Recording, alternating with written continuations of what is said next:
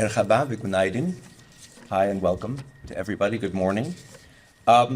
In order to understand the hopes for the future, one has to have a sense of how the past intersects the present, since together they lead to the future.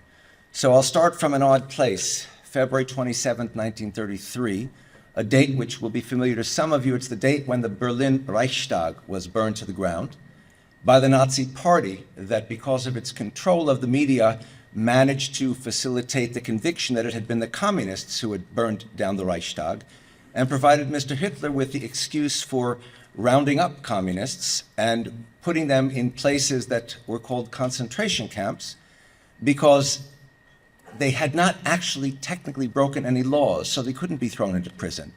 But a new idea of how to concentrate, and later on that word would be enhanced by the idea that those placed in concentration camps were placed there for their own protection, was born, and so proceeded. On September 15, 1935, in Nuremberg, a series of race laws were passed, which isolated in a very specific way the group that had started to become the group of Hitler's primary focus, the Jews. On November 10th, 1938, Kristallnacht, the night of broken glass, was the first time when across Germany active violence was undertaken against Jews, Jewish communities, their synagogues, their homes, their shops, and the like. And the same year marked the Nazi arrival, the German arrival, into Austria in what's called the Anschluss, which was followed rather quickly by a procedure that required anyone with a Jewish connection of one sort or another to provide property census forms whereby the regime could decide what to plunder from whom over the course of what they hoped would be many years. Also, in March 1933, to repeat, concentration camps began. Also, by September 1939, when the German armies marched into Poland, they decided for the first time that those, to use their terminology, who were not worthy of living, would be put to death. And that set in motion the whole idea of a euthanasia process that led to the further evolution of concentration camps, of which there were several thousand, by 1941 into a series of 6 extermination camps. So what had become incarceration became the basis for extermination. I bring this up because among the more stunning emulations and yet contrasts with these activities led by Mr. Hitler are those led by Mr. Erdogan in Turkey many generations later. It was the beginning of his third term, however, not his first. In 2011, when Mr. Erdogan pushed for a Turkish-style presidency, as he called it, that would essentially eviscerate the legislative branch of Turkey's government and change the executive branch so that everything would revert to the presidency and the president would have essentially all power, the parliament would have none, and the prime minister would cease functionally to exist. And at that time, he asked of Fethullah Gülen, who for the previous 8 years was not, as you know, contrary to myth, an ally, but had supported Erdogan because of his conviction that, like Gülen, Erdogan was in favor of a democratic mode of government and saw democracy and Islam as compatible bedmates. This remains, of course, Mr. Gülen's conviction. It turns out it was not Erdogan's conviction at all. He would be saying somewhere shortly thereafter that democracy is like a train. You've got to know when to get off. And clearly he had decided by 2011, the beginning of his third term, that it was time to get off. So the relationship between him and Gülen at that point, of course, began to go a bit sour. 2 years later, as you have heard, in December 2013, there was an investigation into the rampant corruption committed not only by his government, but personally by his family, conversations overheard between Erdogan and his son regarding where to stash the millions that they obviously couldn't keep in the bank because that's exposed. Do we put it in shoebox under the bed? There's still 30 million, Dad. I don't know what to do with it. What should I do with it? And what is an interesting turnabout is that the outcome of the corruption scandal was that Mr. Erdogan, of course, turned on Gülen and the Hizmet movement to suggest that they were actually trying to get him, that it was somehow their setup, that somehow they were in control, that they were trying to put him behind bars inappropriately. As time moved on, by 2014, Erdogan had taken control almost entirely of the judiciary, replacing judges who didn't agree with him, judges who might be objective, with those who would and who would not be, would agree with him and would not be objective, which meant that the third branch of government, with the legislative and the executive, were falling very clearly under his control into his hands. Civil society fell very quickly thereafter. In 2015, he began a rampant overrun of business and taking from those whom he wanted to take from anything he chose to take, and making it impossible, increasingly impossible, for individuals who didn't agree with him to live lives the way they might have. By 2016, we'll come to this in a moment, of course, the military fell under his control. Intelligence fell under his control. The diplomatic corps fell under his control. Everything was interestingly focused on and designed, aside from having as its purpose for his total power, having as its purpose an amazingly obsessive focus on Hizmet, anything that could immobilize or discredit Hizmet. Echoes of what Mr. Hitler had tried with the communists and then with the Jews, and I'll come back to that point yet again, had tried 80 years earlier. By 2016, 90% of the media were under the control of Mr. Erdogan. 250 national and social TV channels were closed. Over 1,000 radio stations were closed. I'm repeating what you've heard earlier, just in case you didn't hear it the first time. 30 newspapers, 300 news websites, over 3,000 educational institutions from primary schools to universities were being closed, all in the course of that. And one juicy little symptom of the handling of the media is that there were no less than 20 different times when the report was made unequivocally that Mr. Gülen had died and that his family was making funeral arrangements for him. He did not, and he has not, and he shall not yet. So the coup, as it has been called, of July 16th was the culmination of an effort that really, in retrospect, had begun in 2011, picked up pace in 2013, and moved quickly over the following 3 years to arrive at a point where Mr. Erdogan could take complete power. A coup in a country which has a tradition of coups in the 20th century. Every 10 years, we Turks run another coup just to change government, just to show that we still remember how to do it. And yet, no one apparently knew how to do that coup in 2016. There was no leadership, was there?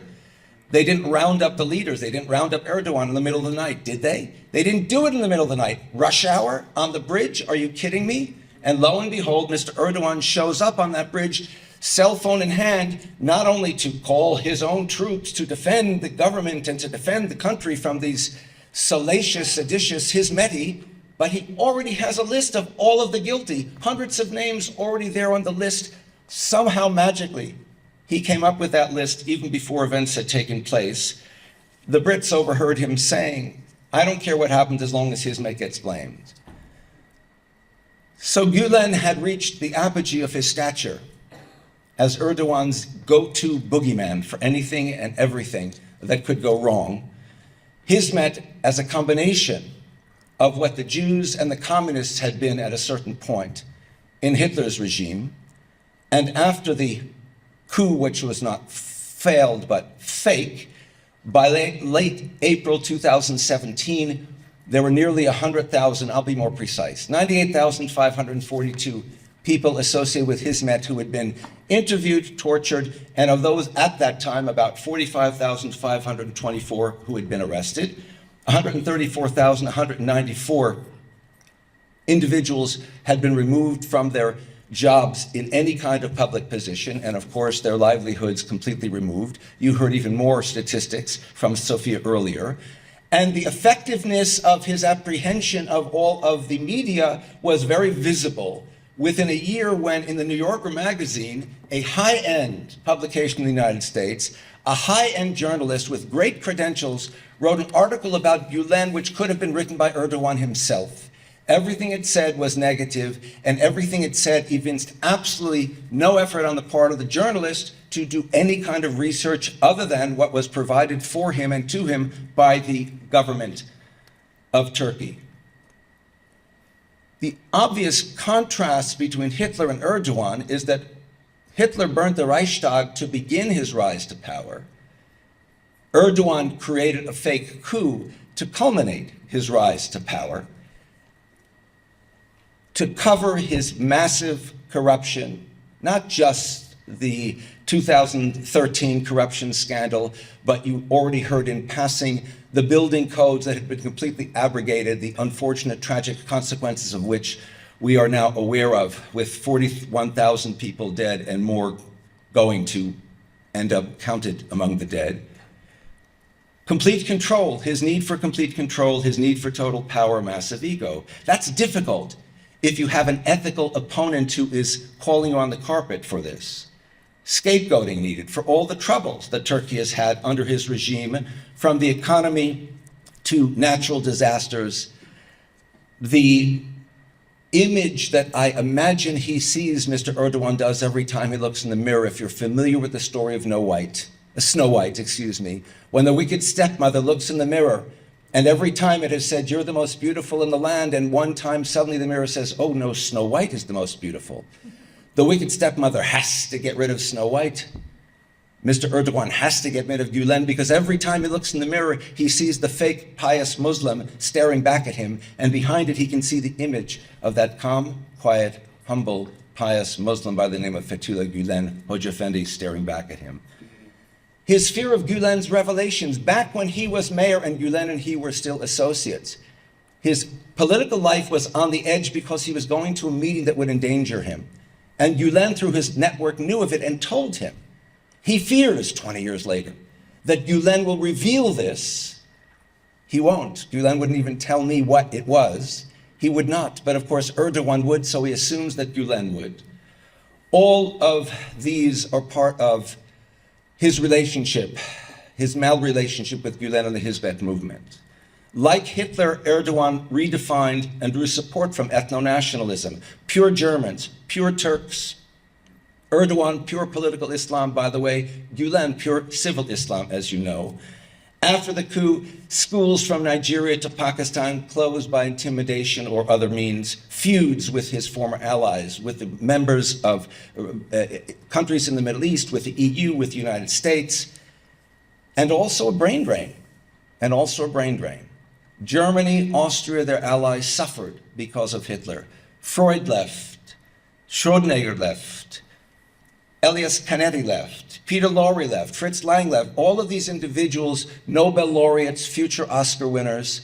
So the question is, for Turkey, what will happen? All the talent has oozed out, from engineering to education, from mathematics to visual arts to sports. Enes Kanter, the NBA basketball player. Hitler was suicidal for Germany. Erdogan seems to be suicidal for Turkey. Germany had been a cultural, intellectual, socioeconomic leader. Turkey was a leader, a model within the region and within the East-West world connection. And of course, we already see what has happened. 2023, the earthquake, which led to 5,000 Syrian deaths, has led to 37,000 Turkish deaths, 36,000 Turkish deaths, because of the abrogation of those building codes, and because aid was so slow to get to the sites which needed aids because of his own agenda. Hizmet has flourished. In Georgia, in Tbilisi, there are Hizmeti who are flourishing. In Europe, in England, in Canada, in Australia, in the United States, Hizmet weaves its threads into the fabric of the countries and places where it takes residence, because it functions as an intrinsically altruistic kind of organization, as we've also just heard. Hoca Efendi has continued to step back with respect to direct guidance. He gives advice, he gives blessings, but all of the various networks within the network of Hizmet operate with increasing autonomy. Autonomy of the individual branches under different organizational names, I visited in eastern Pennsylvania in November and saw that in action because there were leaders meeting there, and they met with Hoj Effendi just to get his blessing, but not to ask even his advice, because they know at this point he will say to them, you know better than I. You're out there on the ground, I'm in here. More women are at the front. That was my gripe with Hizmet 10 years ago. Women in the kitchen, men in the living room. There are women in the living room now as well. Younger people are participating with increasing vigor. I saw that at a retreat in December of 2016. I saw it just last week, an extraordinary conference in Houston of 400 college kids from across the Hizmet world, and the energy is palpable. I saw it when I last visited Georgia, in those who had come over the border having spent a year in hiding before they could, and who were already finding their way within Georgia itself. Because Hizmet attracts and affects diverse groups, diverse individuals. It started out as a Muslim Turkish movement. It's an international movement that attracts people from all faiths and all forms of nationality and ethnicity. It doesn't practice the violence that Erdogan hoped it would in response to him. It practices sabr, it practices patience, it practices readiness to forgiveness. Erdogan's regime will perish when he does, and Turkey's recovery from his depredations will be slow and difficult. The Hizmet movement will outlive Fethullah Gülen, inspired by his teaching, his preaching, his legacy of commitment to altruistic Hizmet, service, hoşgörü, seeing the world from inside someone else's eyes. He has effectively prepared the ground for the efflorescence of a democratically shaped structures, and procedures which define the movement, which, as we know, is properly called Hizmet, although was inspired by Fethullah Gülen. Thank you all so very much.